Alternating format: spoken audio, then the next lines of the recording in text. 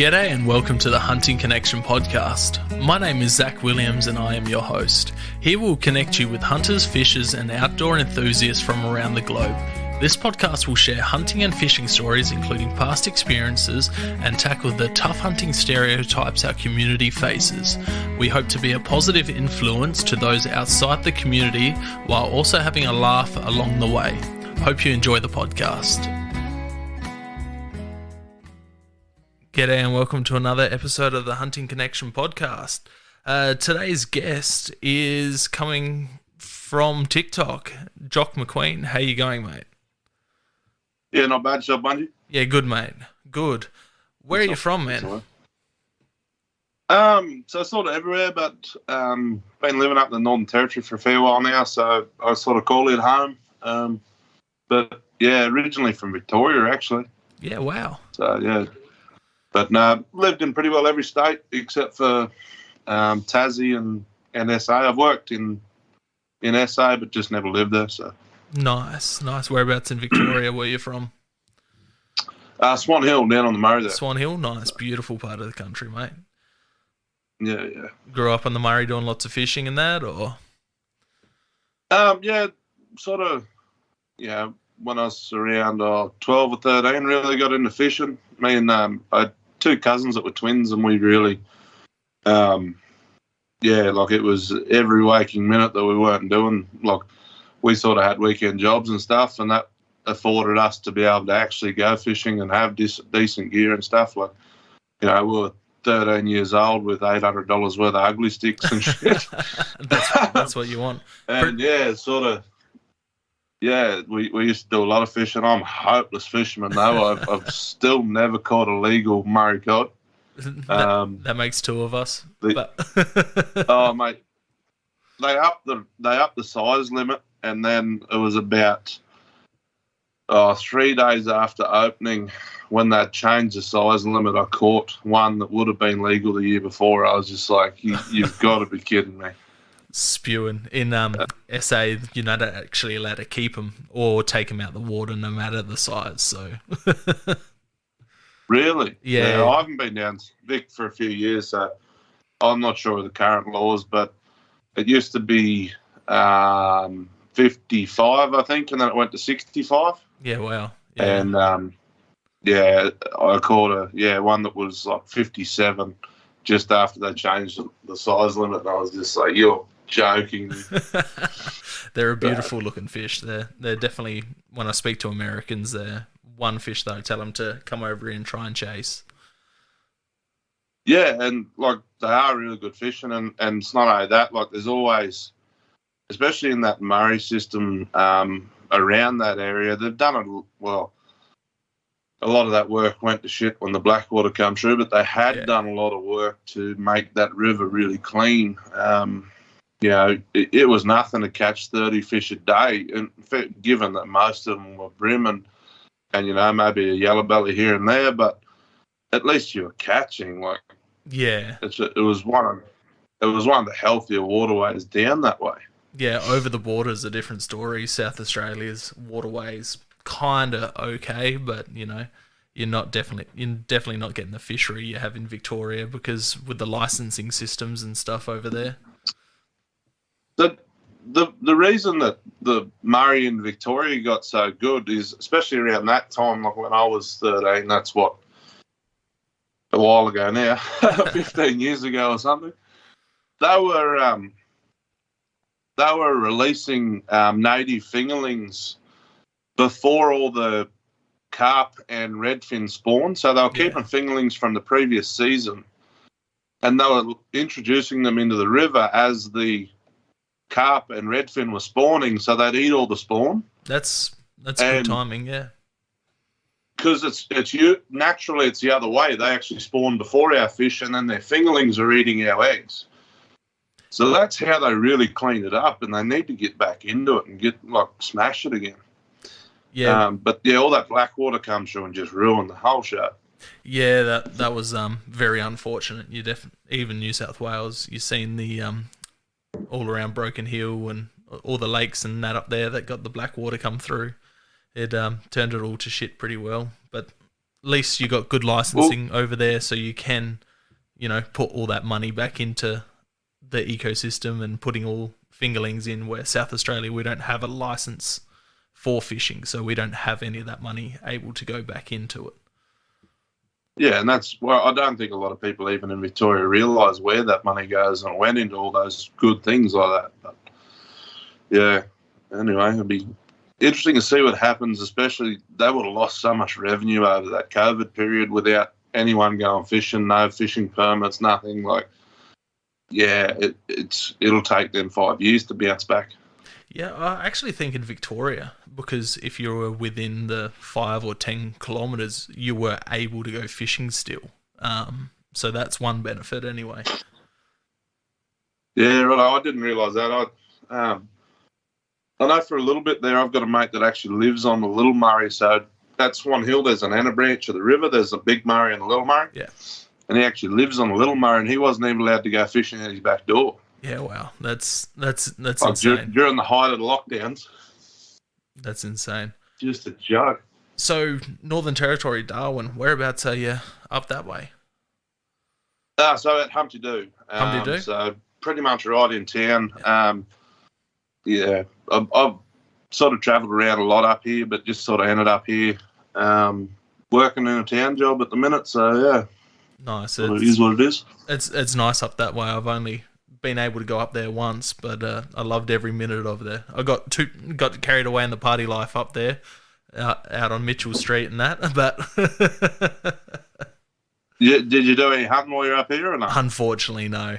I didn't have any contacts or anything. I did one of those adventure tours through like Kakadu and all of the springs and waterfalls and all of that. But didn't have any contacts to do any hunting up there. Seen some buffalo. Would have seen a few buffalo. Yeah. Off of one of the Croc River tours, seen a couple out in the swamps, and I'm just like, oh man, I wish I had the bow with me. Yeah. Yeah, it's definitely a beautiful part of the country though, but she can get hot up there, eh? Yeah, I think the beauty of it is in its sort of untouched, wild sort of. You can go places up here that no one's been for, hundreds of years. Like literally places up here that haven't been visited since, white men come here essentially. Yeah, it's some of those stations are very vast. Yeah. So what do you do for work, mate? So at the moment I'm welding, so I'm actually a boilermaker by trade. I did a trade down in Victoria. Very nice. But yeah, sort of once I left that, I used to go around cattle stations either working with cattle or building cattle yards or whatever. And I had a go at running my own business for a little bit, and it just sort of, it just got a bit hard there for a bit. So I've just come back to a town welding job at the minute. Yeah. And the goal is to go back out bush. It's just sort of lining the ducks up and getting it to happen. Yeah, I was watching a few of your TikToks today, and you were talking about you did some abattoir work and some of your station cattle work. So yeah, I pretty well grew up in the meatworks. My old man was pretty high up in Swan Hill meatworks. So pretty well all my school holidays and that I used to work at the meatworks, and was one of the reasons I could go fishing so much, because I used to have to wait for him to knock off after I did, and I could the river's right there beside the meatworks, so I used to just walk over there and go fishing. Very nice. Was that beef or a bit of everything, or? Sheep, goat, and beef. Nice. I my first job out of high school was the slaughter floor for it's Thomas Foods now, but was TNR back in the day when I finished school. I was on the lamb and goat slaughter floor when they first started putting feral goats through. So they're a bit. I'm not a big fan of slaughtering goats. They're stinking, rotten things. They are, but the younger ones are tasty, and some of the heads that came through, I got a little bit envious that they get put on a truck. Yeah, so we're getting a heap of goats out of Wilcannia because the guy that owned the meatworks had a place there, and some of those goats were huge, like monstrous big billies. Yeah, Yeah. Wilcannia's known for having some good goats and had some good pigs. I'm not sure what the pig numbers are like down there at the moment, but I used to go fishing and camping on the river down there quite a bit when I was younger. Yep. But yeah, no, we went down there fishing a little bit, 2 or 3 times probably, but yeah, I haven't been down that way, and shit, I haven't even been to Swan Hill since 2018. So yeah, no, I couldn't tell you the last time I went through Wilcannia would be a good 18-ish years, more than likely. yeah. So, do you get into much fishing up there? You caught any barra or? Not as much as I should do. I do a bit when the runoff comes in, but like I said, I'm a hopeless fisherman, and the only legal barra I've ever caught got bitten half by a bull shark. So, sounds like the yeah. We were just pulled up, and I used to go fishing with a mate of mine, Jake Stewart, and he's got his own boat and everything, and I just chipping for beer and then fuel and whatnot. And I was flicking along the edge of this log, and this barra just come out, smashed me lure, and then sort of headed back to the log, and I was fighting him back out, and he ran the other set of trebles up into a bit of timber, and we just started the little Minn Kota and paddled over there. We didn't want to make too much noise, and as I've gone down and reached down and to unhook the lure, this bull shark's just come up and smashed him right in front of me. I was just like, you're kidding. Yeah, there's always something in those waters up there. I'm catfish king. I catch heaps of catfish, and that's about it. Nice. What are they like eating up there? They decent eating? No one eats them, mate. Yeah. They're sort of a pest fish, yeah. There's that many of them about. Same as like sharks. Like everyone goes, I eat the sharks for flake, and people just basically pick them up with the pliers and unhook them, flick them straight back in. I've never even bothered eating one. You got that much everything else to choose from. You got jewfish and all that stuff. Yeah, there's some threadfin salmon, and there's some beautiful fish species up there. Threadfin's probably my favourite, eh? Like it is. That threadfin salmon is amazing. Yeah, my Nat and Pop, they did a trip up there, talking, 15, 16 years back, and brought up a bunch back with them, and yeah, it was pretty tasty stuff. Unfortunately, I didn't get to wear And the thing is, they're kind of one of the harder fish to catch. Like, you've really got to chase them on the surface, whereas everything else you can chase with a good hard-bodied lure, and like a diver or whatever. Yeah. Or just with bait. But them threadfins, you've really got to surface fish for them. They're a bit funny. Yeah, well, I've only ever caught one of them. I reckon Nat and Pop were catching them on bait up there. Yeah. But yeah, that's... like the one I caught, I just put a bait below a float, like sort of 500 mil below a float, and was just kept flicking it on a bit of back current, and it was just swishing around, and then you'd put it towards the start again, and yeah, that's how I got a threadfin. But if it's sort of weird, you can see them swimming around, but anything you put in front of them, they're not interested in. If they're going to go it, they're going to go it. If not, you're sort of just sitting there teasing yourself. It'd be very frustrating. So, what type of hunting do you get into? I see you share a few dogging photos and that on TikTok. So yeah, mostly for myself, pig hunting. I got bit with the bug a few years back, and I just love it. But sort of, I guess you could say everything that I'm into is more for pest management side. Like, if I'm shooting donkeys and buffalo and that sort of stuff if it's a pest situation. And yeah, hunting, like, I know pig hunting gets a bad rap with dogs, but I always think that pig hunters seem to get the big boars out of there. Like, it's one of these things where everyone goes, oh, it's bad, it's this, it's that. It's like, yeah, but you never see lots of rifle hunters with huge boars. It's like, pig hunters always seem to get them, and then they still get the stuff that the rifle hunters get because, they're shooting them later anyway. Yeah, exactly. That's one of the reasons I thought it would be good to have you on, because you're so well spoken and passionate about, you know, this type of stuff. Yeah. Why? Like, and I can understand why a lot of people don't like, taking an animal with a knife, and that's sort of something that I'm probably going to lean towards. Like now, I finally actually pulled my finger out and got my gun license. It was always in the too hard basket category for me because I was moving around so much. It was just too much trouble. Yeah, licensing. And now I'm sort of pulled up. So now I'm sort of pulled up. I'm probably going to go towards carrying a lever action rifle while I pig hunt. Yeah, licensing can be a pain in the ass when it comes to moving around, and especially state to state, because you have to, if you're going state to state, you have to get a license in that state. Cancel your old one, resit the next course. So I don't blame you. So yeah, like I've gone between 3 states inside of 8 months before, and it's just not worth it. And especially if you go over WA. WA is just a joke.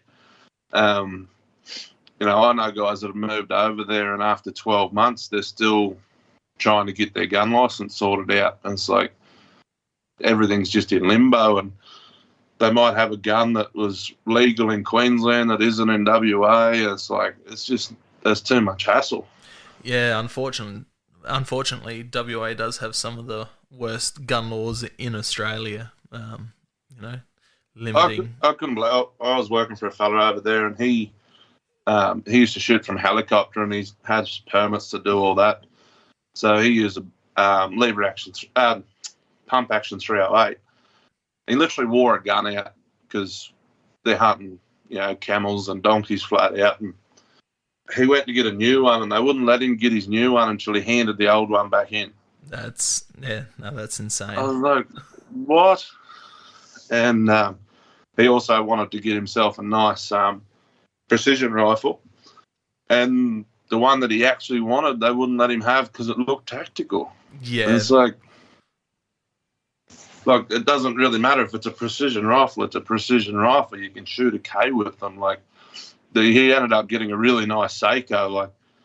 I think it was about a $12,000 rifle, and he was still shooting literally a kilometre with it. And it's like, what's it matter what it looks like at that point? Yeah, exactly. The appearance laws, we have them here in South Australia as well. Not to the extent that Western Australia has, but yeah, they're just insane. What was the process like going through getting your firearms license in NT? Not too bad. So the big one was that I had to have a safe before I could even apply, which, fair enough.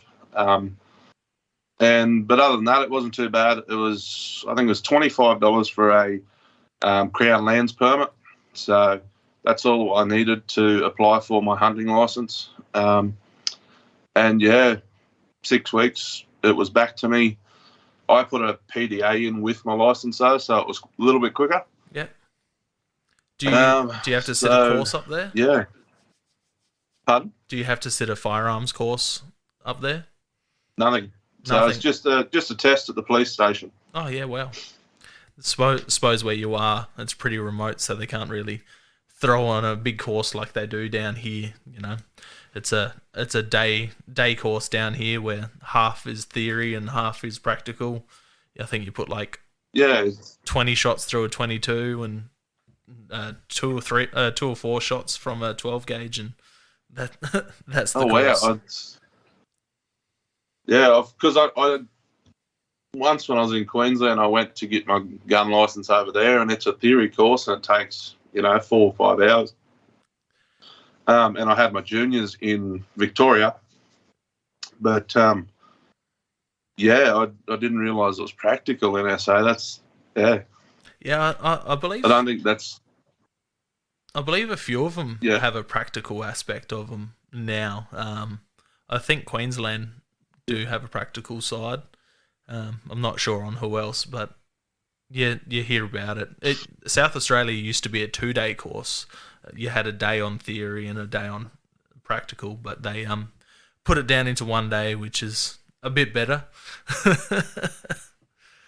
But that's kind of wild to me. Like, that's not the scenario to shoot your first rounds. Yeah, I know. What? Like, it's not. It's, yeah. What blows me away That's not a comfortable scenario. Yeah, what blows me away is other states. So South Australia, you can take someone who doesn't have a license out shooting and let them shoot your firearm. They just have to be in eyesight of you. But speaking to other hunters, other shooters, Victoria, you can't do that. I'm not too sure in New South Wales. Queensland, you're not allowed to do that. You have to have a firearms license to handle a firearm. Yeah, that's absurd, eh? Like, even in Victoria, we had junior shooters licenses, and we were even doing clay targets with high school. Like, yeah. Yeah, some of these laws are just getting ridiculous when it comes to it. Like, they're trying to make it so that you don't have that barrier to, like, you've got a barrier to entry, so it deters more people off, is what it feels like anyway. Yeah, definitely putting it in the too hard basket. Like, yeah. And that's why I started hunting with bows, because I just couldn't be bothered getting my firearms license. Yeah, I had a go at a bow once, and then, nah. I definitely didn't go about it right, but it's really, I'm not a stalker, and definitely the first bow I ever bought was, I can't even remember what it was a piece of shit, and I had no idea what I was doing. I didn't know what a draw weight was. I didn't know what a draw length was. Yeah. And I just picked this thing up and went, yeah, I'm going to go hunt with this. And I couldn't even hit a round bale of hay. Yeah, unfortunately, with archery tackle, that tends to be a common story. People just go to their local sporting goods store, get whatever bow that they can afford, and that's how you end up with native animals with arrows hanging out of them, unfortunately. So it looks bad. I wasn't that silly, but yeah. It's ridiculous. So, chasing pigs with dogs, did that start Victoria, or where'd that start, mate? Oh, that actually started when I was really young. So my mum and dad split up when I was 2 or something. And I lived with my mother until I was 10. And my stepfather was a shearing contractor around like Burke, Warriner, Cobar, all those sort of regions. So pig hunting was sort of something we did in the off time from shearing. Like, not heaps of it. We just used to use working dogs, and they just used to bail them up and that sort of thing. But that was something that I started back then. And then the first station I ever went to, that's when the bug really bit me bad again. And I started getting right into it. So, yeah, and then when I moved to Catherine, it got out of hand. There's some big pigs up that way, is there? I take it? Yeah, Catherine, it was probably like the best hunting I've ever done. I was working on a place there, and, you know, if I wasn't catching 2 or 3 100-kilo boars a week, I was upset. Yeah, yeah, it was good hunting, so, yeah. I actually have not seen a wild pig in Australia yet.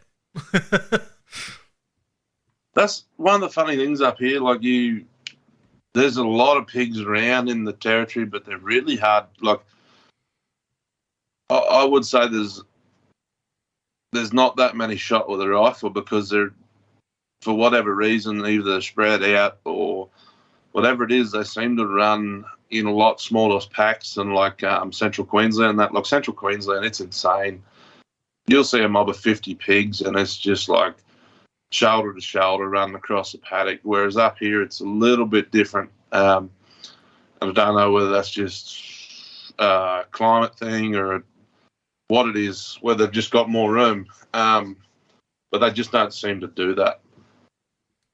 Yeah, probably spaced out predators as well. You know, you got dogs. And thinking about the other thing frogs. is, like, they probably go through harder times during the dry season here, so they don't. Like, over there, they go through really good times and hard times, but here it's more consistent every single year, I guess. So they probably don't run in packs a lot. But, up here you usually catch just good lone balls, or if you hit a mob, it's usually then that's the sows and the couple of suckers or whatever. But, yeah. So do you run your own dogs up there, or you got mates with dogs? So I've only got one dog at the moment, but, in the past I've ran up to 5. And always sort of ran in and out with mates. 1 week I might go with someone else, and just, whoever's going and whoever's keen to go for a hunt kind of thing. What breeds? As long as all the dogs get along. Yeah, I could see dogs fighting could be an issue while you're out hunting. What type of breeds are you running? I've definitely had some bad ones. Yeah. What type of breeds are you running? So my dog at the moment, he's just a straight cross bull terrier cattle dog. Yeah. So that's the kind of dog I like, just because they're kind of consistent. You know what you're going to get. You know the temperament that they're going to be. But I've had pretty well everything. I've had wolfhound, stag hounds, bull Arabs. Best dog I ever had was a bull Arab Sharpei cross. Airedales. So that's like a big bear hunting dog. Yeah, nuts. So I've tried a bit of everything, but I like the smaller dogs. Just I deal with the heat so much better. They don't knock up. And they usually, if you've got a bit of cattle dog or maybe a bit of border collie or something in them, they've usually got enough brains to actually save themselves from, they don't put themselves in a stupid place, stupid situation. Whereas them big meatheads, they're just going to go in. They're going to get themselves hurt. Fight till they die. It's just not worth the hassle. So, yeah. Yes, you do see a bit of that, and that's probably where pig hunting tends to get some of its bad name from. Just people not understanding, these dogs are bred for it, and it's what they want to do, Yeah. That's it. Like, this dog I've got now, Skeeter, he hasn't been out for a while, and I really need to get him out hunting, but I've been customising a plate because he's only 23 kilos. He's tiny and as far as pig dog goes, but he's 10 foot tall and bulletproof. Like he thinks he's tough as. And I really struggled to get a plate for him that protected him well enough, but was small enough for him. Like, you go into a shop with him and everyone goes, oh, you don't need that much plate on him. I'm like, I do. Like, he hangs hard on his right-hand shoulder, and I really need to protect him. So I ended up buying a plate that didn't fit him, cutting it up, stitching it all up. And every time I was putting it on him, he was, going mad, running circles, trying to jump on the ute. They love it. Yeah, I bet they do. I've only gone pig dogging once, and that was in New Zealand. But yeah, that's totally different to what's done over here as well. They're all bail dogs, aren't they? Mainly. I assume so. I'm not too familiar with pig hunting with dogs. Just what I see through social media and people I've spoken to. But it's just the mountainous terrain that they hunt in. They put in kilometers. They got their GPS tracking collars on, and they just go all day up and down, up and down, up and down, looking for pigs. Yeah, no, I did that in New South Wales a couple of times, and it was just not for me. Like, if I've got to run more than 500 metres, I'm not happy. So are you going out the ute or a quad or a bit of both? So ute, yeah. So up here, it's because we're hunting on big places, big pieces of property. You usually just hunt the road. So you train your dog to actually scent from the back of the ute. So if a pig crosses a road, or he can smell that scent coming towards us with the breeze or whatever, they should give you a signal. Now, my dogs, I don't know why, I've never been able to have one that yodels. I think it's because I don't like dogs barking at home, and I think I just sort of go too far with that discipline. Yeah. So a lot of guys will train their dogs to bark when they smell, but usually my dogs just get excited, and I sort of have to watch them the whole time we're out hunting. So that's in the rear view mirror.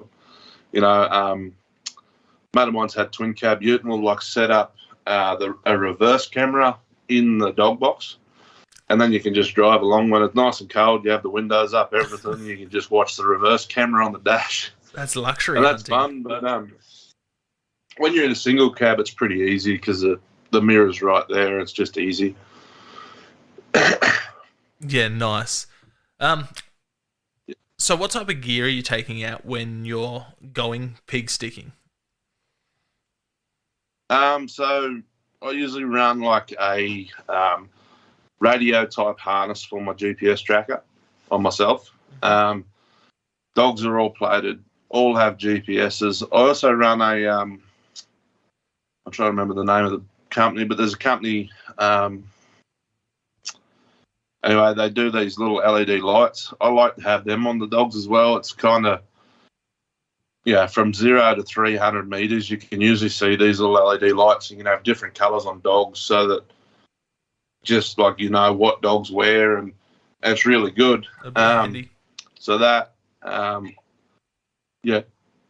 I was just saying that would be handy, being able to see them at night and that, and if they're going through somewhere, they're not going to get accidentally shot. It's just easy where you can visualize them when they're on that close distance. Like, sometimes you can't see them through the scrub or whatever, but it's just another aid to find your dog, sort of on top of your trackers. Then I run a FDIC pig sticker, and that's about it. Like, there's not a lot of gear when it comes to dog hunting other than your trackers, really, and your dogs. Yeah, I've been really watching like lots of American hound hunting, and the way they do it looks fun. Like when they got dogs on, hare, well, jackrabbits, what they call them, but hares, rabbits, and even the training dogs to go chase raccoons and stuff. It's insane, and it's not much gear. Like, it's a pretty easy way for someone to get into hunting. But when it comes to the dog training is the hard part. Like, training a dog to recognize a scent and to follow that scent, that's the hard part. And it's so much easier if you've got other dogs there. Like, if you've got other dogs there, it's nearly not a challenge at all to train a dog. But, in the situation I'm in where I've only got Skeeter, and I've had him for 3 years now. I had his brother, but his brother got bit by a snake. And nasty. He's pretty well been on his own for 2.5 years. So he doesn't, not that he doesn't get along with other dogs, he just doesn't run with them because he's not housed with them or anything. So I really need to get another dog and start running them more and get out more. So I haven't been out for ages. It's just sort of finances and all that sort of jazz. Yeah. So what about like buffing that when you're going out pest shooting, shooting buffs, scrub bulls, camels, donkeys? Yeah. That's just sort of depends on where you're working. So some places will let you shoot buffalo or even ask you to shoot buffalo. Scrub bulls, that's not as common. Like, I've shot one really good scrub bull the whole time I've been working on cattle stations, and it's not as common to be allowed to shoot those. I know some places over west do it a bit. If they've finished mustering for the year and you see bulls, they might let you shoot them. But it's just sort of, it's one of them things, like it's all up to the owner. I've been to places where they won't let you shoot pretty much anything. They only like killing dingoes and pigs. And, it's just all up to them, I guess. So, camels and donkeys are usually pretty good on that. Like, while we're over west, we shot heaps of camels. That's always good fun because not only are you shooting camels, you're always getting a good feed out of them. Like, camel's probably one of the better meats you'll ever eat. Like, it's insane how many people don't even know you can eat camels. And it's like, No, they're amazing. It's amazing the amount of people that don't know we have camels in Australia. That's what cracks me up when I'm speaking to people like Australians who don't know we have. And like I think back, it was only it's probably 10 years ago now. Australia tried to do a big cull on them, and everyone kicked up a stink, and it's like, and then it all collapsed, and then now everyone forgets we've even got them. And it's like, if they'd have just shot them out, no one would have known. Like, exactly. I know they do a fair bit of mustering and send them back over to the Middle East countries and stuff, and send them to meat works. Well, no, not really. We're kind of limited on the export to Saudi. Like, most of those were going to Saudi Arabia. Yeah. And sort of the head honchos over there pretty much pulled it up because camels are worth so much money over there that we were ruining their, like, if they owned 50 camels, they were pretty high statutory over there. And we were sending camels over for like $800 and it's just ruining the whole market on them.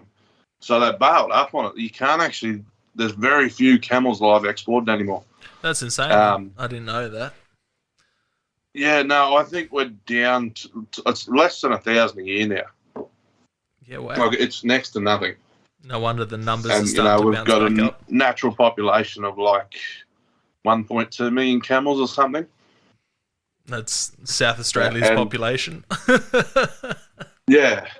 And as far as meatworks go, like, everyone's had a go at it. Every man and their dogs have tried. But there's too much bone. They don't actually yield enough meat. So it's one of them, they're a real hard one to sort of find a reasonable solution for because, you know, like beef, you yield 60 to 62% is meat yield, whereas a camel's like 50 and lower. Yeah, wow. Because they're just so much bone. Like, yeah, there's so much bone and their hides are insanely thick. But, you know, a cow hide's like 28 kilos, where I've never actually weighed a whole camel hide, but it'd have to be north of 50 kilos. Yeah, they'd have a bit like just for a normal cow, yeah. They'd have a bit of fat retention and stuff like that. Have you ever, you probably haven't felt them, but like just the leather is just so much thicker. Like, so even when a camel dies naturally on a station, nothing eats them because they can't break into the hide. Yeah, nuts. So, like, dingoes and that'll eat them if you cuts off them, but they can't actually, like, there's too much effort to get into the hide to eat them. So if they die naturally out on a station, you'll just see them just shriveled up carcasses, like the leather will just shrink. And it's just like a mummified camel on the side of the road because nothing can, pretty much the only thing that gets eaten out of them is a crow's pecky eyes. Yeah, wow. Didn't know that one either. Suppose that's why, you know, when people were doing massive culls on them on stations and that, they cut them open so stuff can get in them. Yeah. That's nuts. Yeah. So, I know you do mainly hunting for pest control. You do a bit of pig dogging. Is there anything, like, what would be your top 5 dream hunts if you had them? Like, if you could go, you know, money wasn't an issue, travel wasn't an issue. So I've shot pretty well everything in Australia. Like, growing up in Vic, we shot deer, whatever. We spotlighted a lot. So pretty much there's only 2 animals left in Australia that I'd like to shoot. And that one's a bantang. Mm-hmm. I haven't even seen one yet because they're only sort of in one area up here. Like, they're only in the territory, but they're only in one really specific area. Yeah. And then the other's a saltwater crocodile, and people think you can't shoot them, but you can actually get permits to shoot them if you're a primary producer. So people in the territory can get them if they know they've got a problem croc taking cattle or whatever. But trying to get onto that hunt list is insane. It would be like a cool hunt. Yeah, like, you know, there's one place here that has like 40 k's of river and they get 3 permits a year. So it's just like the queue is huge.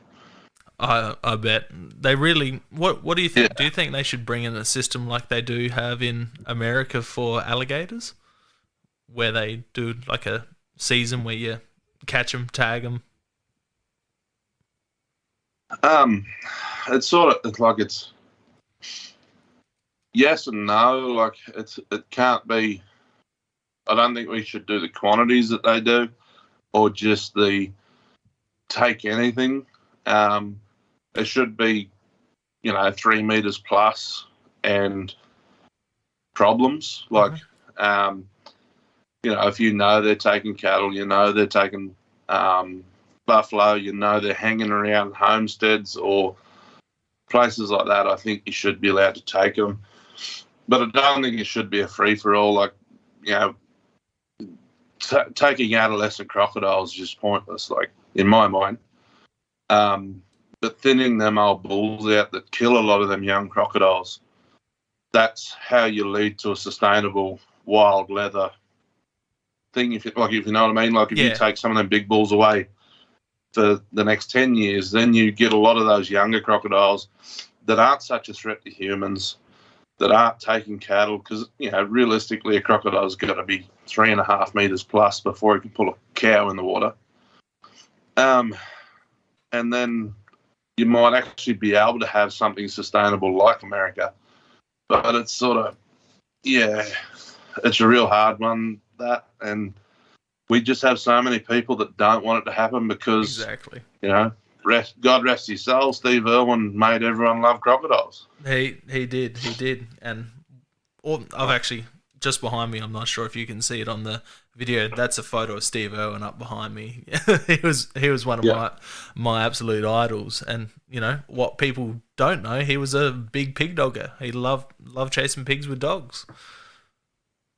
Yeah, he liked a lot of, like, pretty much all feral culling. Like, yeah. But, we're going to get to a point with these crocodiles up here where we're going to have some absolute monsters in the river, and they're going to start being really dangerous. Like, yeah. So I really don't know the way around that without upsetting too many people. What are the croc numbers up there like at the moment? Because you hear, down here you hear a little bit about it, but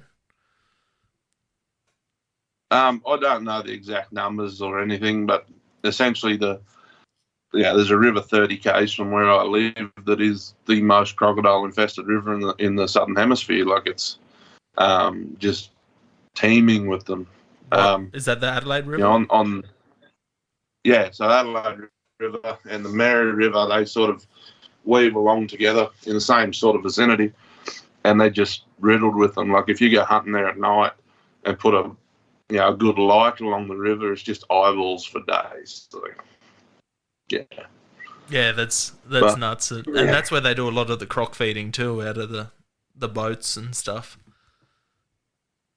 Yeah, they do, and like I've been on that, and I sort of agree and disagree with that. Like, brings in a lot of money for tourism, but a couple of years ago there was a guy pulled out of his boat passing a drink across to the neighbouring boat. Like, they're teaching them really bad habits. Yeah, big old. Is it Stumpy? That big old croc that they feed a lot. He's up dead there? now. Is he? Yeah, he got hit by a boat last wet season. So, don't know what boat hit him, but it must have been huge. he died from his wounds. The poor old fella. Bugger. Yeah, it's a crazy subject when you're talking about the whole native animal and what we should do, like kangaroos. I'm not sure what roo populations are like up there, but down in my part, it seems like they're just way too overpopulated, and it's just one of those things where people love them too much and they don't want them dead. So the locals up here still hunt them. So the roo population here is nearly non-existent. Wallabies we have teeming, but they're only tiny little wallabies. Like, if you scan and gut one, it'd be like 8 kilos max. Like they're tiny little things. I remember so the seeing rude up thing's there. not a problem down here, but I definitely know what you're talking about. I've travelled through Longreach and places like that in the dark of night, and was pretty scared. You've got like 50 roos trying to cross the road in front of you. It's like, Christ. Yeah, I reckon the worst stretch I've crossed is the Hay Plains there, just outside of Wagga. She's a pretty ruey area out that. Dusk and dawn. Yeah, so my mother's from Hay, so I sort of know all that area too. Yeah, it's pretty full on. But probably the worst I've ever seen was down near Seymour. So because they've got that big puckapunyal there, nothing happens to them, and they just breed and breed and breed, and that place moves with kangaroos. And then they get a dry year, and the poor buggers just starve. Like we need I feel like we need a better tagging system for them. Something similar to what you have over in the States for white-tailed deer. Just a bit easier access for people and farmers to get hold of them. Well, so Vic's got an interesting one that you can get a permit to shoot them on farm, but you can't do anything with them. Yeah. You literally have to leave them where they fall, and it's like, what a waste. Like, not allowed to take the pelt, not allowed to do anything with it. And it's just like, this is so stupid. Yeah, we have a 3 permit system over here, and it's like one is shoot and leave, one is use on the property, and then one is take away from the property. But what's the hardest one to get? The take away the meat from the property. Yeah. It's a bit of a joke. So, it's a hard one. So that native animal, as soon as you say native animal and cull, everyone freaks out. Exactly. So what about anything overseas? Any animals overseas? Would you, if money wasn't an issue, would you be interested in hunting?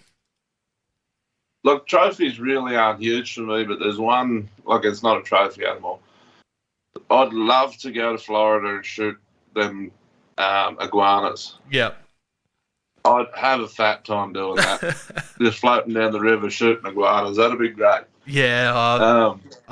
My kids, both of them know that we're going to go to Disney, like Florida, Disney World or Disneyland, whichever one is in Florida, and we're going to spend a day going out shooting iguanas. And they're both, one's 2, one's 7, and they're both stoked.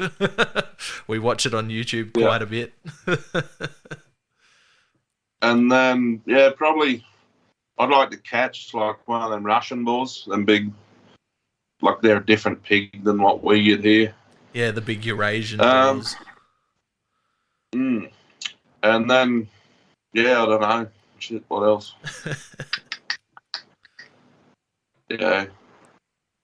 What about other stuff with dogs? Maybe a bear or a big cat. Yeah. Maybe a bear or like a mountain lion. Yeah, a mountain lion. I reckon the mountain lions are really good eating. Yeah, from what I've heard, they're very much like pork. Yeah, that's insane to me. Like, we wouldn't think to eat a domestic cat. You wouldn't even contemplate it. Oh, well, some of the Aboriginal communities do. The big feral cats. There's that. You reckon? I've never seen it. There's. They had a whole story about it in one of the National Geo magazines or something like that, about one of the communities. I'm not even sure where it was, if it was bottom of NT or top of South Australia or side of Western Australia, but they target feral cats. Yeah, right. Which is just nuts. Good. Yeah. No, I love killing cats. Yeah, look. We've discussed this before. I've got no issue with killing cats. Yeah, feral cats I've actually, not nearly as bad as your one, but I got in a bit of trouble online because we put a photo up of a cat that got headshot. And it was my cousin who actually shot it. And we're out. Do you know where Balranald is? The name rings a bell. I've heard of it, but I can't picture where it is. It's sort of, it's like between Hay and Mildura. Yeah. And anyway, we're out there in the middle of nowhere, and we shot this cat, and it was like one of the most impressive things I've ever seen, because my cousin essentially shot it through the mouth and didn't damage the front of its face, but left like a hole in the back of its head. And I took it, and I'd been drinking all afternoon, and he asked me to come hunting, and I was like, yeah, righto. So he's doing all the shooting, and I was just putting around driving half cut. And I sort of took a photo that showed no damage on the front, and then you could see a hole through the back of the head, and I was half cut, put it up online, and we just got hated on by everyone in our hometown. That's someone's pet. And I'm like, no, it's not. It's literally hundreds of k's away from a town. Yeah, I was just like, you guys are a joke. And this is, like, that's Swan Hill. That's a rural town. Like, that's a wheat farming town. And it's like, you guys have got no idea. Yeah, it's crazy. Like, you don't have to be far out of a city or far out of a town for people to just totally disconnect. Like, you know, you get those people that live in a country town, but they live in the town. Like, they never venture out of it. So they just have no clue. Yeah, no, it's insane, you know. And just the feral cat. The whole feral cat thing is just... I've seen the same thing. Sort of seen the same thing with horses too. Like, if you shoot brumbies, you just don't even bother taking photos. It's just, I didn't personally do that, but I've seen people just get crucified over it online. And I'm like, it's just a feral horse. Like, yeah, it's the same type of people though. Cat people and horse people. Yeah, they're just... Well, that's the thing. Most horse people get it because they don't want them horses coming anywhere near their good horse. Like, they'll come in there and bite and kick and carry on and damage good horses. Like, so most horse people, especially up here in North Queensland, they get it, and they probably shoot more than a lot of people. Yeah. But then you hear as soon as it's someone down south or whatever, you hear the city people, oh, they catch them and they train them and they make really good. Oh, don't get me started on training brumbies. I actually got a mate that he's from South Australia, but he lived in Albury, Wodonga there, and he had permits to go catch some brumbies up in the hills up that way. And his favourite horse is one of the ones that they caught up there. Took a lot of takes a lot of effort to get him in, but yeah, it's definitely a crazy one. But yeah, horses, they're definitely on my hit list. The old Brumby, especially with the bow.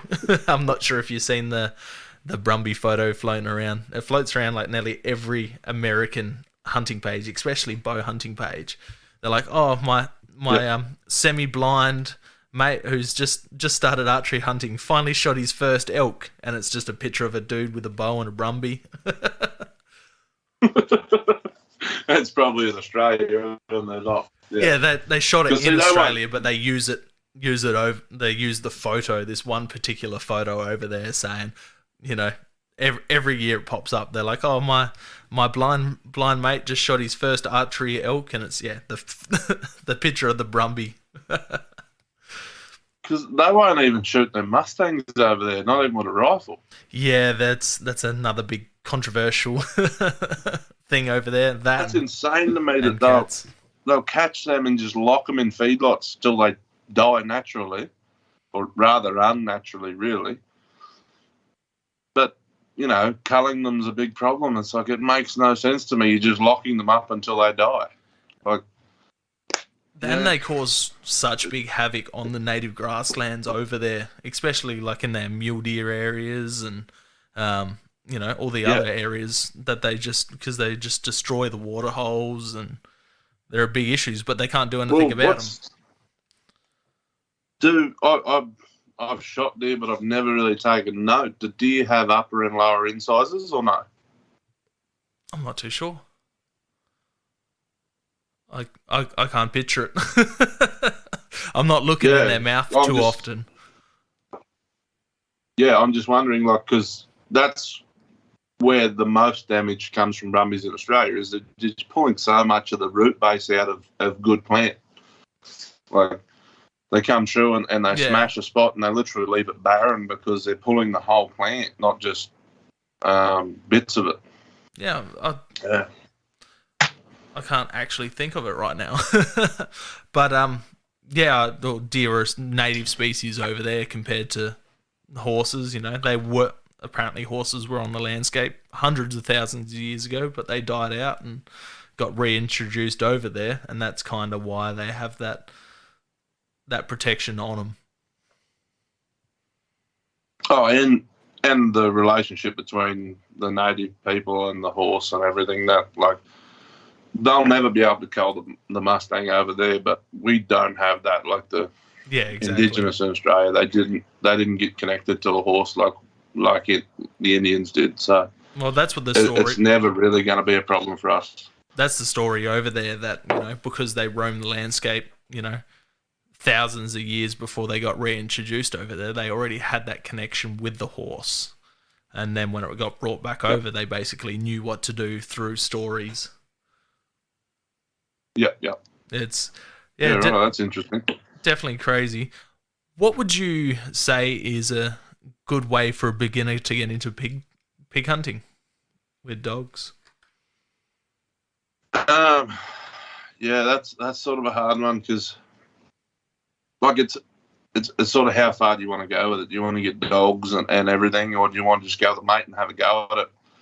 And I definitely know a lot of guys that did that and didn't like it because it's not. A lot of the fulfillment in pig hunting comes out of training your own dog, and if you don't get to feel that, you may not actually like it.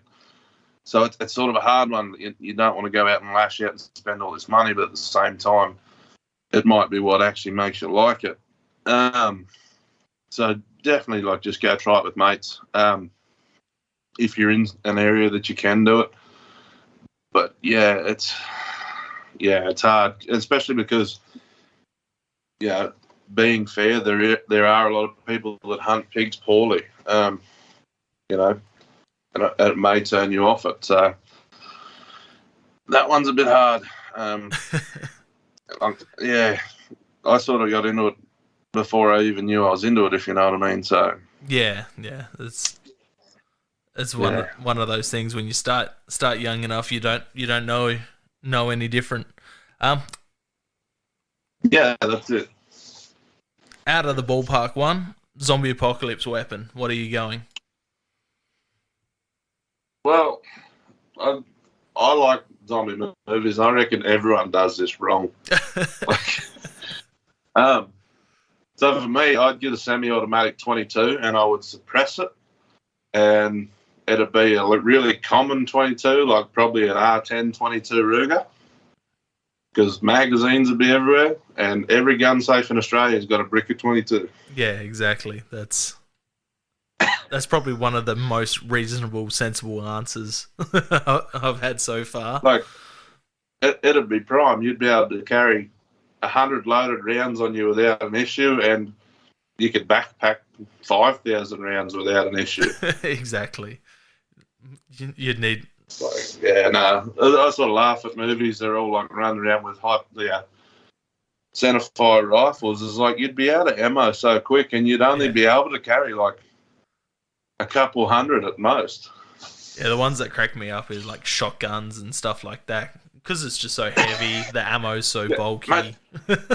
Imagine trying to carry a brick of shotgun rounds. Exactly. Yeah, no, I'm good, eh? No, that's probably one of the best answers, especially because they're rotting zombies. That it's not going to take much to pierce the skull.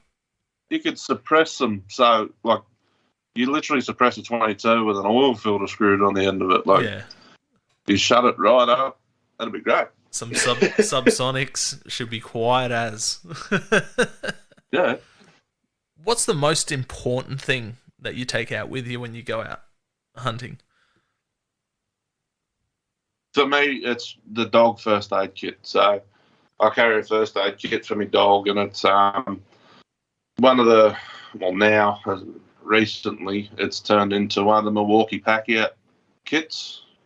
So I don't know if you've seen them, the little Milwaukee kits with all different slots, and I just have pretty basic stuff in there: a staple gun, a heap of betadine. I use tampons a lot because they stop the bleeding. Believe it or not. Heap of bandages. I used to carry an IV because a friend, like someone I used to hunt with, could actually put them in, but I don't anymore because I'm sort of not game to. Energel for the dog. Like there's a thing called Energel that if your dog cooks itself, you can sort of put that on its gums and give them a bit. And yeah, usually a trick I actually learned off TikTok is carry a bit of milk or cream in your ingle. Most people that hunt up here have ingles because it's just so hot, everything gets hot. Carry a bit of milk or cream, and that way, even when your dog's not really wanting to drink, even if they need a drink, you can put a bit of that in there, and it'll make it like they'll drink that because it tastes good. That's good. So yeah, first and foremost, when you're out hunting, it's your dog's health. That's first and foremost, most important. Because you do have that bond with the dog. They're not just a tool, but your pups are fed, like your dog, your pet. Like Murphy the dog that I said before is my best pig dog I've ever had. He's literally on the shelf behind me, cremated. So I hold him in pretty high standard. Skeeter that I've got now, like he's a pig dog, but he's more a mate than anything. Like if he got killed by a pig, I'd be pretty upset. Yeah, that's a strange one, and that's probably another thing. What people don't understand about pig hunting is just that bond that some people have with their dogs. Going back on Steve Irwin, he does a whole bit where he's talking about one of the dogs he had, Suey, that got killed while he was out pig hunting. And, you never see a grown man cry so hard when he's talking about it. And I've seen it a few times. I've had mates have dogs die literally on the spot. The big one up here is overheating, and that's not a fun thing. Like that's how my old dog Murphy passed. Yeah. And we thought we got him out of the woods. I got him home and got him to a vet, pumped him full of IV and everything, and essentially 2 days later he signed out. That's just internal organs shutting down. When they're over. Yeah, even the vet said there was nothing I could do. It was just kidney failure essentially in the end. It was just shit luck, like nothing out of the ordinary. And for whatever reason, we still don't know, the trackers dropped out, and I just I couldn't get to. I didn't know where he was. He was about 900 meters away from me when the trackers dropped out, and I kept running in that general direction, and the trackers picked up when I was about 400 metres, and by the time we got there, he was buggered. I had to carry him out. I ripped his chest plate off and carried him out on my shoulders, put him in a heap of water. It was like during wet season, so there was water running everywhere. Put him in water. We sorted it home, and then, I woke up the local vet here it was probably 4 a.m. And, they had him for a day, and they thought he was good. And, it was another 24 hours later. So yeah, that's nuts, but not much you can do. One of those things working with dogs. Like you hear those guys in the States that run dogs on, mountain lions and that. And those ones get eaten. That's insane to me, like that. And not only mountain lions, literally bears. That's just mind-boggling to me. Like, pig's bad enough, but pig's not really he's self-defense weapons. They're his mating weapons. That's how he fights. Yeah. It's not really designed to kill. It's not really designed in a predatory instinct. It's more just a self-defense mechanism, whereas those animals are literally they're built to kill. Yeah, exactly. But I can't judge them. I I can't say it's bad. I haven't seen it. I haven't actually done it myself. So I'd but love to it just just give it a sort of go. blows my mind. I'd love to give it a go. Follow along with the dogs. They sounds like a lot of times they leave a lot of the cats. I reckon I'd want a pretty big rifle. Some of the guys do it with a bow. Yeah. They'll bail the cat up in a tree and then shoot him out with a bow. Yeah, see, bow hunting an animal like that just seems like asking for trouble to me. But, yeah, That's where you got the dogs on backup, like, it's already agitated, and you throw sticks at it. True. That's a great way of looking at it. What have you forgotten? I've sort of always said to people, yeah, bow hunting's just throwing sticks at angry animals. Yeah, you mentioned that in chat the other day when we were talking about shooting like a buffalo with a bow. Yeah. Yeah. So what have you forgotten out on the hunting trip? Sorry, go on. Go on, sorry. What were you about to say? I actually went out with a guy that reckoned he was going to shoot a buffalo with a bow. And I had a lever action 30-30. And like my cousin was in the ute, it was his 30-30. He was watching everything from about 400 metres away. And we got within about 20 feet of this thing. And old mate chickened out. I was just like, yeah, pretty happy with that. Then we got back to the ute. And not sure what happened, whether it had taken a bump in the ute or what had happened, but that 30-30 wouldn't cycle. Oh, no.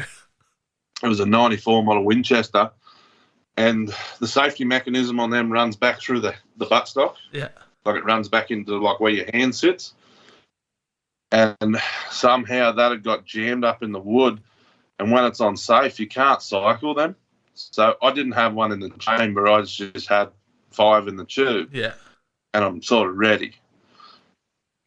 And then we get back to the ute and realise that we had an inoperable rifle. It was not good. Oh, no. Yeah. So, wow. You hear a few of those stories. There was a famous bow hunter from Australia over hunting in America, and he had a run-in with a bear, and he was borrowing a handgun, but the handgun had hand loads, and the bullet wasn't seated properly. Yeah. So the revolver or whatever it was would not cycle. So he's had this bear run at him and stop at like 15 yards and just stopped and bluff charged him. Is that the one that they showed on? Is that the one they showed on Rogan, and you can literally see the slides not all the way forward? Yeah. That was I did see that. Tree. Like, it's nuts. But that's wild that in that situation he didn't realise that wasn't going to work. You could literally see the brass. Yeah, but you're probably not looking. Yeah, fair. Adrenaline would have been running high. They're a big animal, that's for sure. We don't have any, like, that's an argument I have with Americans all the time. They're like, everything's so dangerous in Australia. I'm like, bitch, please, you've got bears, you've got mountain lions, you've got wolves. Like, I'm far safer down here. That's my most famous TikTok. That's my most famous TikTok, is saying that, we've only got one bear and he's a hippie. Just some fella stoned on some gum leaves up in a tree. Yeah. So what have you forgotten? No, I can't understand. Yeah. What have you forgotten on a hunting trip when you've been out? So yeah, we not forgot on a hunting trip, but we dropped their knife. So oh no. Me and a mate, Shane Cooper, who's sadly no longer with us, he and I went out, and I'm trying to remember, I think my ute was broken or something was wrong with my ute, and he had a little 2-wheel drive Rodeo. So we've taken the 2-wheel drive Rodeo, and I had a king quad at the time, a big 750 king quad, and taken that on the back of his ute, got his ute bogged in literally the first 500 metres of dirt, and jumped me quad off, went for a hunt with just 2 of the dogs. So we had 4 dogs with us, but we took one of mine and one of his, and it was me and him on a quad bike. And got there, caught one pig, and don't know which one of us left the knife there, but one of us left the knife at the first pig. We're hammering along, catch another pig, and then we realised we've got no knife. And it's just like, what are we going to do? Anyway, luckily, he carried an old-timer pocket knife because that was literally the only thing we had there capable of doing anything. So we did that, and, then we had to go call it quits for the hunt because we weren't going through that ordeal again. That's bringing a toothpick to a sword fight. Yeah, it was literally a 2-inch blade. That's nuts. That definitely would have got the blood pumping. That's one of the things with dog hunting. You sort of can't, like, I know a lot of them guys in America with their bail dogs and that let pigs go, but like I borderline flat refuse to let one go. I like, it's pest management in my eyes. And up here you can't even really eat them. If you do eat them, you've really got to get the meat tested for brucellosis because it is in the pigs up here randomly. Not in all of them, but it is up here. So it's sort of one of them things. Like, I'm not going to let it go. So yeah. Once we figured out we had no knife, we just headed back. And we couldn't, for whatever reason, we couldn't find that pig and that knife. We looked for about 20 minutes for the pig, and it was just in really long gamer grass. So grass like 6 foot tall. Yeah. Walking around with the trackers trying to find where it'd been, and we just couldn't find it, so we just give up in the end. So someone is going to get lucky one day and find a half rusted knife next to some pig bones. Yeah, probably. So, would that? Do you have like any sketchier stories than that? Run in with the like buffs or pigs and anything sketchy or dangerous? Yeah, probably 2 come to mind. I've got buffalo are pretty territorial, and I was out hunting with a mate of mine, Matt. And he's a real skinny, fast prick, and I'm not a fast person. Anyway, so we're all running after the dogs, and the dogs are out the lead. He runs through in front of me, and I'm probably, I don't know, 100 metres behind him at this point, and I hear this big sort of snot blow, and I thought it was a pig, and I pulled up, I spin around, I put my lead lenser on it, and it was a buffalo bull there blowing snot at me because everyone had just ran through his bedroom. So I ended up climbing a tree. And there's buffalo sitting there smacking the piss out of this poor tree. I'm freaking out and I'm yelling out to Matt. I'm like, go get the ute. He's like, what's wrong? And I'm like, oh, there's a buffalo here. Don't come over this way. It's not going to end well. He's like, righto. So he ran around wide and come back with the ute and basically just chased it off. But that was pretty scary. And then one other time we're hunting along the river, and I run zap collars on all my dogs. So all my dogs have a track and train collar. Yeah. Some people don't believe in it. I think it's cheap insurance. And one guy I went hunting with, he was on a neighbouring station, and he didn't believe in them. He ran an older collar, so like a DC-30. I ran a what's called a TT-15. And anyway, we're hunting along the river. Dogs hit up a pig, probably 500 from the river, and that pig just makes a V-line for the river. And anyway, I get over there. Dogs are in the water. I zap mine, like, no, not having it. So mine come flying out of the water. I threw them straight on the ute. I'm like, nah. Trying to call these dogs back, call them back. Real steep bank. And I end up grabbing a bigger torch out of the ute just shone the river, and there's 2 crocodiles watching it all go down. Oh, no. And we're throwing rocks at crocodiles to try and make them stay away from the dogs.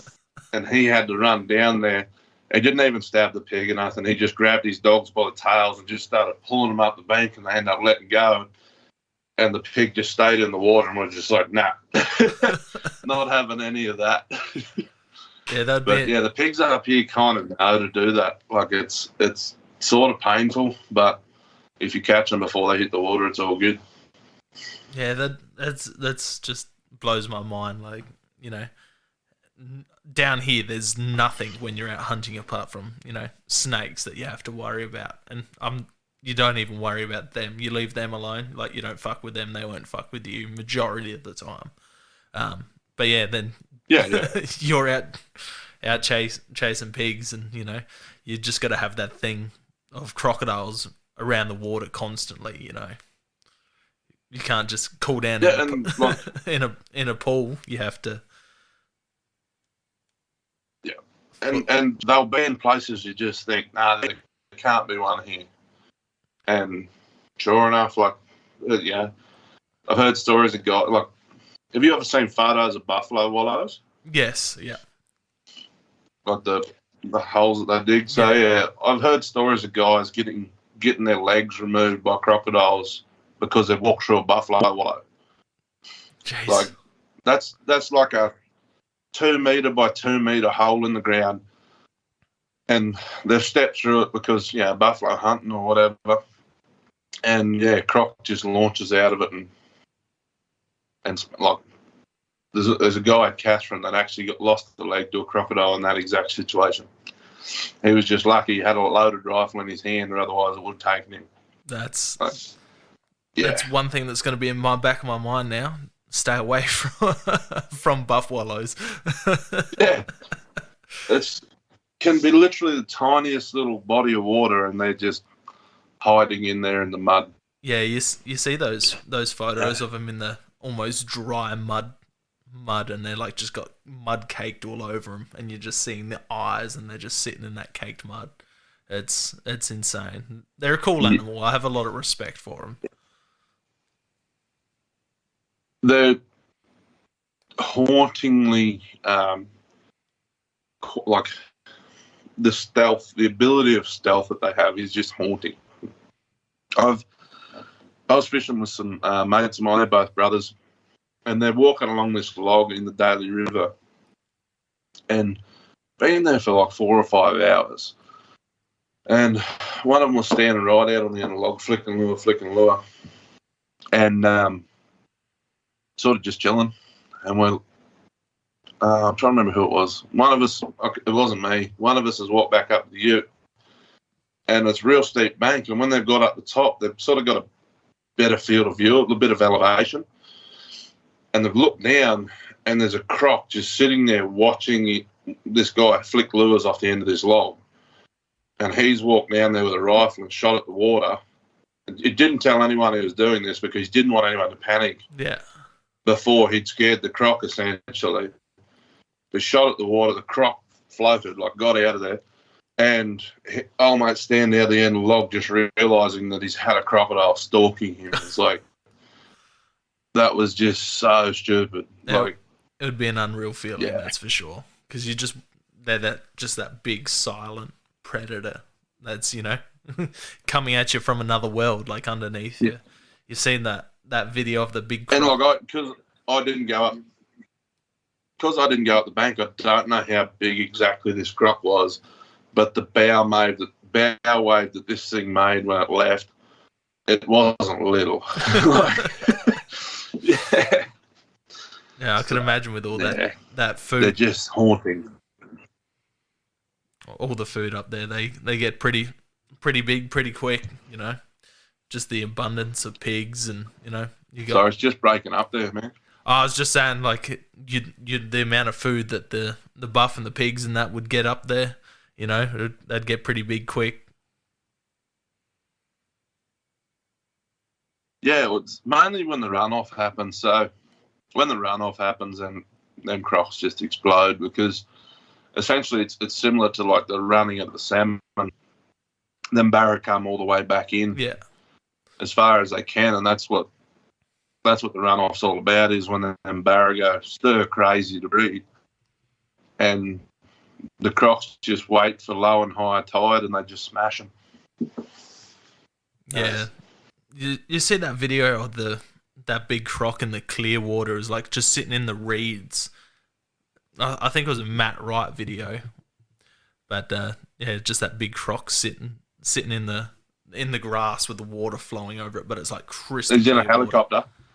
Water. I'm not sure if they're in a helicopter or not. Yeah, I can't remember what. Yeah, like those guys get to see. Those guys get to see some stuff that normal people just never get to see. Hey, like, I bet they're just around them that much. Like, yeah. And then there was that. It's insane. That Andrew Eucles, or however you pronounce his last name, he posted one of just standing on a log on the bank and like looking right down, and there's just in the clear water, there's a big salty just sitting right underneath him. He's like talking like, oh, this would be a nice spot to swim. Yeah. And then he just like zooms down at the croc and he's like, this is why you don't swim here. Yeah. So. Yeah. No, you don't trust bodies of water larger than a tablespoon in the Northern Territory. Yeah, I don't blame that for a second. So you said you don't eat the pigs. What's your favourite thing to cook? Like when you go out shooting, like whatever you shoot, what's your favourite thing to take home and cook? Yeah, like, so if I do a killer or something, I really love doing. Sorry, man, you're breaking up a bit there, but like favourite thing to eat. So like, it depends what you're shooting, but like if we're doing a cow killer, I really like getting like your kidneys and your liver and your sweetbread and things like that. So the offal cuts. But, you know, like if it's a camel or whatever, like a backstrap, like I said, don't really eat pigs. Yeah, like when we're down south shooting deer, it was always a backstrap straight on the barbecue. But yeah, it just depends where you are and what you're hunting. Like, yeah. So you're a big fan but of I'm offal? big on offal. Like, yeah. Yeah. It's surprising how underrated it is. Next time you shoot a goat or a sheep or anything, just dice the kidneys. Yeah.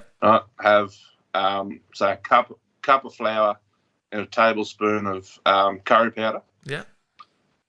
And just basically flour them in that, and then cook them up in, not frying them in it, but like well oil a hot plate with the kidney fat. Yeah. And cook them kidneys up. It's like one of the best snacks you'll ever have.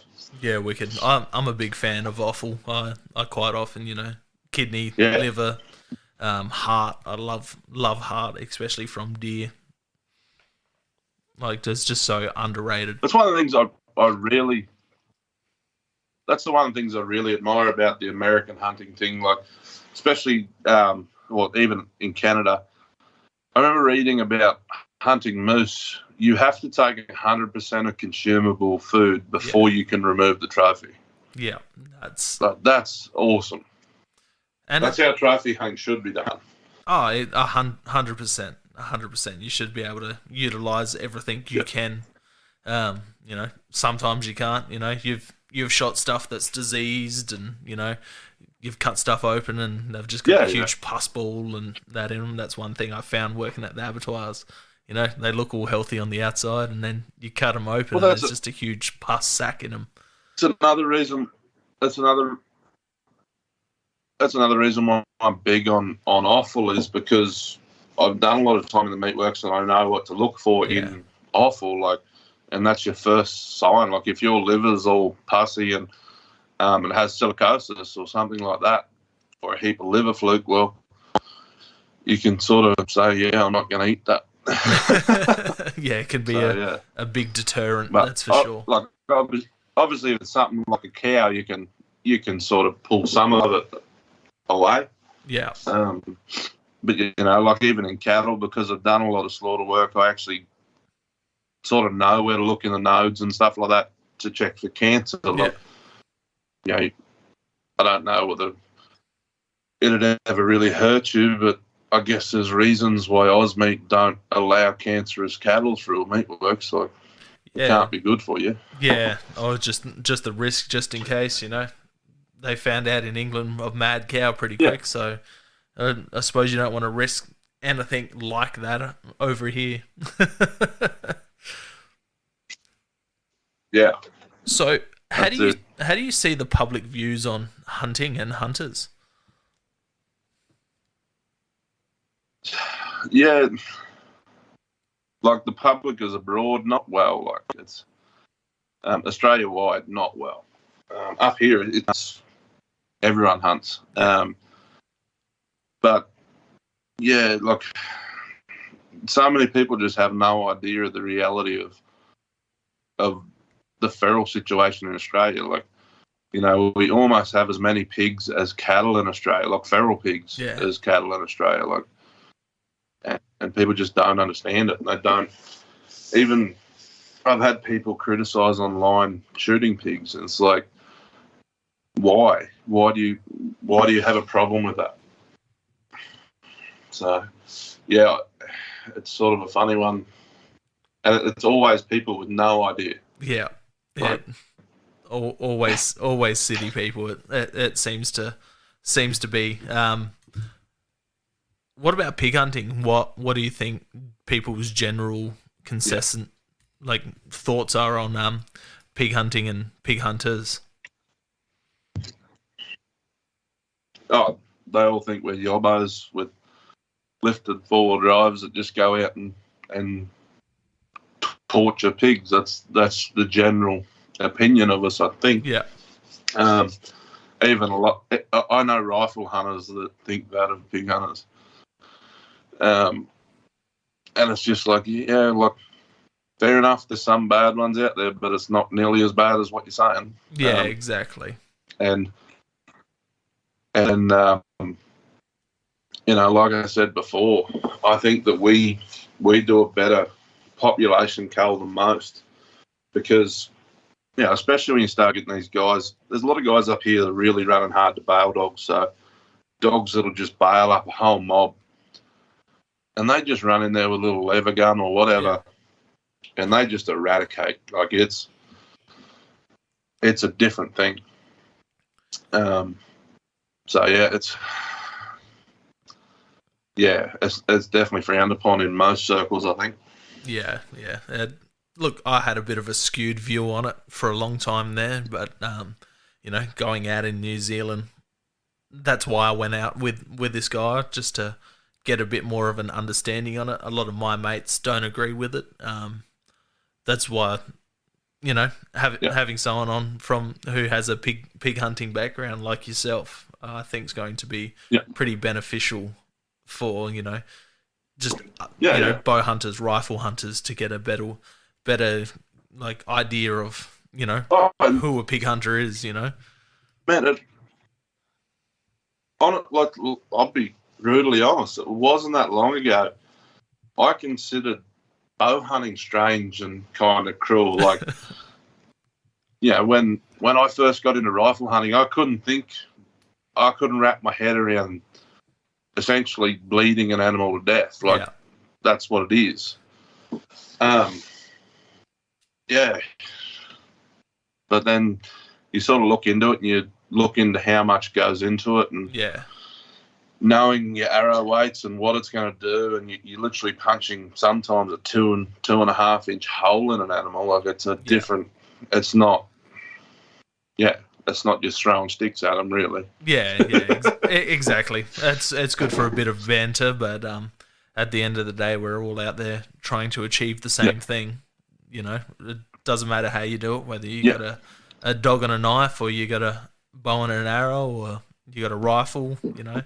We're all out there trying to have a good time, enjoy the great outdoors, and get some feral animals on the ground, or depending where you are, just some animals.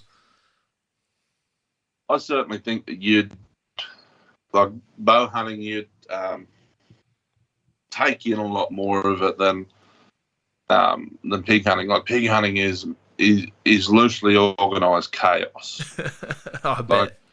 you're running through the scrub after a dog, after a pig. Like, it's just, yeah, it's loosely organised chaos. Whereas what you do is a different thing altogether. That you slowly make your way down to where you think the animals are going to be, and you've worked to know that area and where they're going to be, and it's different. Very different. It definitely is a lot. It still gets the adrenaline going though, and that seems to be the one thing, one of the things in common with it all. Whether you shoot a deer at 200 yards, 300 yards, you shoot something at 15 meters with a bow, or you're sticking a pig. That adrenaline when you're doing it is just through the roof.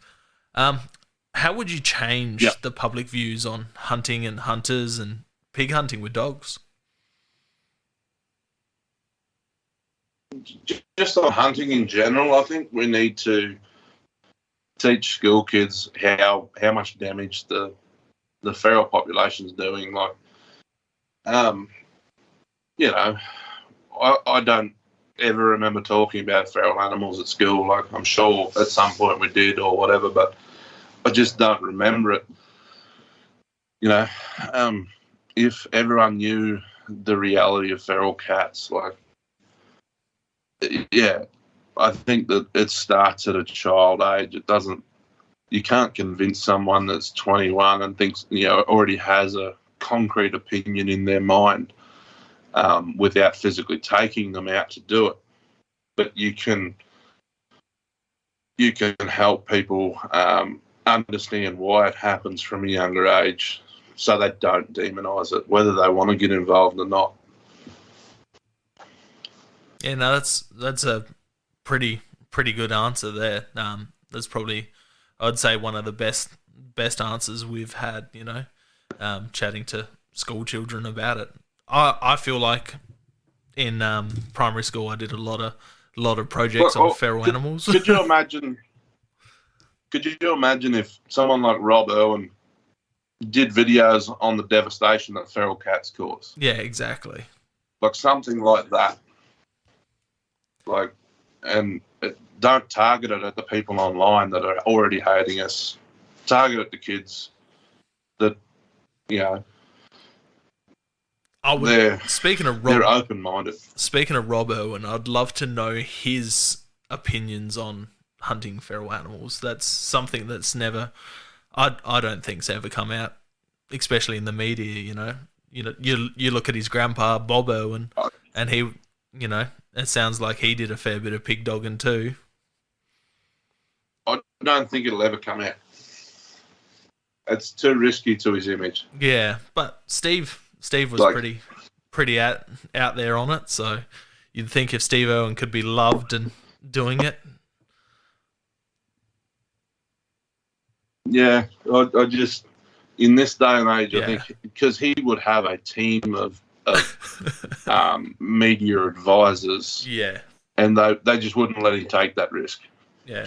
It would be like whether he did it or not, it would be just good to know what his stance, like his stance on it. Yeah. Well, look, they have a lot of land around the likes of Longreach, especially around Longreach, that they've locked up as like dingo habitats and whatnot. And there's no doubt in my mind, like, there's a lot of cats in that area. They would have to be culling them. 100%. There's no way they could even remotely call themselves conservationists if they weren't culling the cats and the pigs. Yeah. Like being realistic about it, they would have to, in some form, whether he does it himself or whether they get pros to do it or whatever, Australia Zoo would have to manage that. And, if a farmer doesn't manage that in some states, they'll literally get their land taken off them. Yeah, exactly. So they would have to, at some level. So, what is hunting to you? It's a lot of things, I guess. It's a hobby, a pest management scheme, a way of life. Like, me and all my cousins and everyone, we all grew up in it. It's sort of, it can be a lot of things. It can be a release from normal life is a big one. That's definitely something I use it for. You know, that's how I get away from worrying about anything. So it's sort of a very broad thing, I guess, for me personally. Yeah, that seems to be the very common consensus is just that it's that thing that takes you away, brings you back to nature, grounds you type. It's like, yoga type. Like I know that sounds funny, but it just like grounds you. You're out one with nature. You just slow down from everyday life, and you're only thinking about what you're out there doing. Well, personally, I do work and that's about it. I don't really have hobbies outside of hunting or fishing. Yeah. I've kind of now sorted my gun license out. I'd like to get back into a little bit of clay shooting maybe. But it's really my one hobby. And, definitely at times on different stations I've been told that I can't hunt. Yeah. And I didn't, to me, it's like I'm not even going to work a job where I can't have time to hunt. Like, it's literally my way of unwinding, and I literally get sad at the world if I can't go hunting at some point or fishing or just even be out in the bush. Like, that's I 100% know what you're saying there. Like, that's exactly what I'm like if I don't get out hunting, once every 3-4 weeks. Like I'm just not myself. Like, it's just that one thing that goes out and grounds me. Yeah. And you don't even have to get anything. No, like I went out yesterday, man. I went out with a rifle. It was cold. It was wet. I sat under a tree a lot of the time and just slowly moved around. Watched a bunch of hares running around. I was a bit overgunned for them, so I just took some photos through the scope of them. 20 meters from a hare with a 300 Win Mag doesn't leave much, so I just thought I'd leave them this time.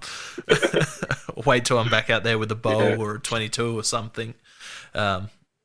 Plus, you shoot a hare with a 300 Win Mag, you're gonna blow all the deer away. That'll be gone. There's not gonna be anything left, and that's even if you hit it because it's zeroed for 100. Yeah, exactly. But yeah, it's just good being out, just taking everything in. You're taking all the sights, the sounds, being out there on sunrise as you're hearing those levels of birds just start waking up, and then all the other animals after that. Like, there's nothing better than that, I reckon. Yeah, no, I can relate to that. Definitely. So, if people have enjoyed listening to you on this podcast, where can they find you? What's your social media? So, I'm just publicly, I'm only on TikTok and Instagram, and they're both just Jock Mcqueen. So, Jock like underwear, McQueen like lightning. Quick question: how'd your TikTok blow up? You mentioned it a bit before. Like, it's funny how the TikTok algorithm works. It just 1 minute you got a few followers, and then next minute you got a couple of million views on a video. By chance, and it's sort of weird. Like, you have, in my view, in Australia, you have to engage a foreign audience. So, a few times I've engaged Americans, and that's the few times that my page has blown up. So, there's 2 times in particular that really blew up. One was talking about how American animals are more scary than Australian animals. We have spiders, they have bears. I'll have to go back and find the other one video. was, do you know the Hunt Critic on there? Yep, I know him. So he did a video stating that to head shoot a deer is unethical. Yeah. And to me, that's just so bogus. Like, that's that American stigma thing. Like, and I don't know whether it's because of the bow hunting community over there or whether they just get taught it so much. I firmly believe that you should be able to kill any animal inside 200 meters with a headshot with today's ammunition, rifles, and optics. Like, if you can't do that, then you need to be back on the bench, figuring your gun out. I think he does that just because he knows he can get a reaction. I speak to him quite a bit. He's a funny lad. But you know, I think the whole head shooting thing over there is an issue just because, like, you know, the head's a smaller target compared to, you know, you shoot the shoulder, you've got lungs, you've got liver, you've got heart, you've got just a... But I understand that, but I also understand that, you know, they go out with doe tags for meat. It's like, why would you shoulder shoot a doe with, you know, most of them are using 30 cals at least. Like, it's a lot of damage. It is. It's a lot of damage for no reason. Like, especially, you know, how often do you see them shoulder shoot a deer out of a blind from less than 100 meters? It's like, come on. It's a different culture too, you know. It's that one time a year that they can get out, you know. Sometimes a couple, a good year like that they might shoot 10. Pardon? No, on a good year, you know, some of them might get to shoot 10 animals of multiple species, you know, all up. Where, you know, down here it's 365 days a year. Just if you got the access, you can shoot whatever you want. And that's like, it is a very different thing. Like, it's funny, like, you talk to them about gun licensing and stuff like that, and like, I'd straight up rather gun control than a tag system for all the stuff that I shoot. Yeah. Like, if I had to have seasons for the stuff that I shoot, it'd be like, I don't even want to do it. Like, I can see the benefits. Most of my hunts are spur of the moment. Like, I don't plan hunts. I just like, right, I feel like going, I'm going to go.